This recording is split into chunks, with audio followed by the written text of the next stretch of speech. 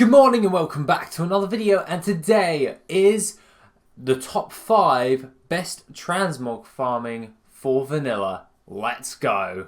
Okay, so the first one that I would recommend is Daemul, mainly because Daemul is just a really easy instance to do. And this is what I'm doing right now. I am literally in the standard Daemul instance in Feralus, blah blah blah. It's here if you want to know where it is. And basically what we're going to be doing is we're going to jump down as soon as we're in and gather up all of the mobs. Well, I say all of the mobs, I kind of skip a few, but if you want to grab them all, you're more than welcome to. But Daemul has a plethora of different types of transmog and or herbs. Now, I find this to be one of my most favourite transmog farming spots because it gives you such a variety of different items in order you can sell on the auction house. Not only that, you can get a wide variety of different types of transmog and all that jazz, along with a lot of different old world herbs. Now, I would say this is relatively easy to do, and if you've got a standard character to just run it in, it's not too shabby, to say so myself. Now, obviously, you're going to get things like this. That has a sell rate of 0.01. That's pretty bad for an example, but the majority of the items in here are like 0.2 and 0.04, all that type of jazz. So better sell rates in general than opposed to regular transmog farming that I usually do. Now, along with that, I prefer Daemul mainly because it is literally jump down, run out through that little door over there, and you want to make your way through this area here and then just run around, gather up all the mobs. When you get to about here, you're going to want to burn them down and then just run back up the stairs and gather all the mobs that you skipped on the fall down, and then run out, reset the instance. Not a big problem if I do say so myself. So at the end of the day, Daemul, one of my most favourite gold farming spots in general, and it is by far one of my most favourite farms. So try it out. If you don't like it, then well, you're missing out, to be honest, if you don't do Daemul, because it just gives you so much in the ways of transmog and just standard gold. Okay, so the next one that I would recommend for number 2 on our list is the Saltstone gear, and this is kind of like Slutmog. And to be honest, when it comes to vanilla stuff, a lot of the high selling transmog is Slutmog, and the Saltstone is one of the pinnacles of the Slutmog game. This can be found in the 1000 Needles and is relatively easy to do. Now, all you'd have to do is just make your way over to this cave over here and kill these guys, well, anyone really, in the Admiral's Den, and just make sure that you can take them out rather easily. Now, these guys have a higher chance of dropping the Saltstone gear as opposed to other stuff, but this does seem to be one of the best methods in order to farm the Saltstone gear up. Now, obviously, if you really do hate grindy, like really grindy farms for transmog, but then I would recommend doing something else, because this one is rather grindy, because all you're going to be doing is running around and killing all of the mobs in this little cave for about an hour or so. And oh look, there's treasure chests. Let's just kill this guy for fun. But this is by far one of my most favourite farms in order to farm up Slutmog. So at the end of the day, it's probably one of the farms you should really take a good look at and give it like an hour or so of farming, because what's an hour in all honesty? And if you get some Slutmog, you can then sell it on the auction house for a decent profit. The next one that I would recommend is AQ40, or the Ruins of AhnQiraj.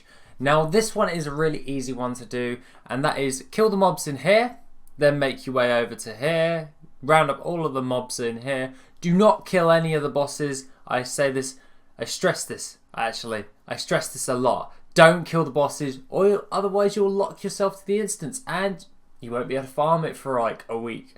So what you're going to do, gather them up, burn them down. I don't do this side. Some people do this side, but I reckon that I get more value out of just doing these two, and I get more runs in per hour, and I think I added it all up, and I kill an additional 2 mobs doing it this way as opposed to doing this way.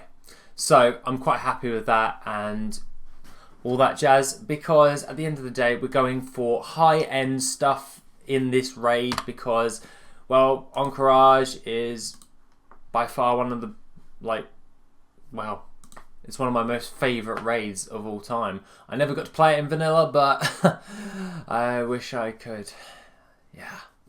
But at the end of the day, this is by far one of the most profitable transmog farms going, even still to this day, when the transmog system got introduced, and you pretty much have a decent amount of gold per hour. I average around about 50,000 gold for this transmog farm, as opposed to the saltstone one, which is around about 30,000 per hour, and as well as the Daemul one, which is about 35 to 40,000 per hour. So I really don't mind all that. Actually, I just lost aggro right there. That is something I need to pull up on. Do small batch group ups, otherwise you will lose aggro in this raid. Mainly these two, obviously you just seen, but when you're gathering this up, the ones in this bit of the corner there will lose aggro for these ones as well. So make sure that you're grouping them up correctly, otherwise you will lose aggro and will have to repull, which will cost you a lot of time and effort when you're doing this. But that being the case, AQ40, bloody well worth it, even still to this day. I know it's talked about a lot, but it's because it's such a good gold farm. Okay, so the next one is a bit of a weird one. What you're going to need is a level 58 Death Knight. Yeah, this can actually go with any of the level 58s, and what you're going to be wanting to do is make your Death Knight, which is the easiest part, and make sure that the level 58 then cap their experience. This is because this farm right here, where the Twilight base camp is, if you kill these Twilight cultists, you have a higher chance of being able to obtain things such as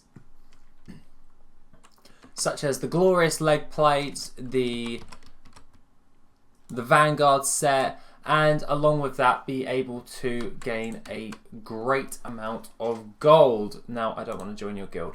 So at the end of the day, this is by far one of the best farms if you're trying to farm up Glorious, Tibu's Blazing Longsword, all of the high value selling items for the vanilla sets, basically.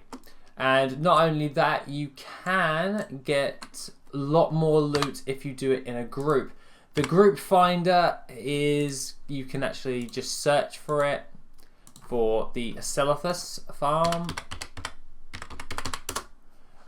and that's for the Call of the Scarab. But at the end of the day, you just make your group and then people will jump in and join on with you, because this farm is so plentiful. It has kind of rotated out. People don't really do it as much anymore, but I'm going to try and encourage it as much as possible. So what I recommend is, if once you've made your level 58, whatever it is, preferably Death Knight, then make sure to use my Discord, and anyone else who wants to do it, well, do this farm, we can all do it together or something along those lines, and just completely gain a load of high-end transmog per hour, which will be really, really cool in the long run, because all of these mobs, once they all die, they hyper spawn, spawn like crazy.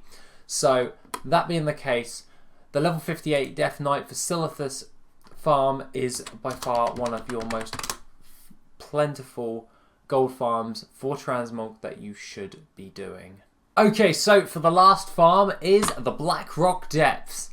Now, the Blackrock Depth is by far one of the best dungeon transmogs in vanilla, and this has been covered by a wide variety of different other YouTubers, most notably Student Albatross, and this is how I found this farm, is by Student a couple of years ago, and to be honest, it's really, really good.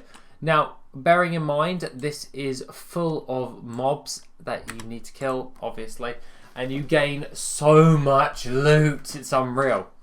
Not only that, your gold per hour is about 35 to 40,000 gold after about 20 runs I did, and they're from about 2 months ago. So they shouldn't have changed all that much in that time, as I like to go through my statistics when I'm actually gold farming per hour. I write it down and then I average it out so you guys get a good idea on how much you're going to make per hour. Not only that, I would recommend that this farm be done as such. You come in through here, you gather up all the mobs, you come all the way straight through basically, and then what you're going to need to do is run around, gather them all up in here, gather them in this part, kill them, then go through this part, gather them up and burn them down, and then I run out and reset. You can just do the entire lengthways and use your dream walk, wait a minute and then port back into this actual dungeon, but I prefer to do it in just a continuous loop, as it's just so much easier for me to do. So you guys do it whichever way you want to do it, but I prefer to just do it in a loop because I find it easier per hour. Other than that, the Blackrock Depth is situated within the Searing Gorge and the I forget its name, the Burning Steps, and that is in Blackrock Mountain, and pretty much is relatively easy to find to actually get into the dungeon. Or you just go over to the spot where you port into the Molten Core, and instead of going up to the guy, you turn right and just follow it all the way through and you'll find the entrance. Along with that, what is your best transmog farm for vanilla items? What do you recommend? Put them in the comment section down below. I would love to hear your thoughts on this because obviously I love doing transmog and all that jazz. So pretty good if I do say so myself. So have a lovely rest of the day, guys. I hope you liked the video. I'm actually currently working on the speed set video at this moment in time. I'm just gathering up all the footage and all that stuff in order to do it. And along with that, I am also finishing that Frostmourne video that I did like 6 months ago. I asked for some help. I've still got the footage and I will be carrying on with the Frostmourne video eventually. I'm just trying to get all those shards at the moment in time. So bear with me on that one. So that being the case, guys, I shall see you on Wednesday. Have a lovely rest of the day and I shall see you soon. Bye-bye.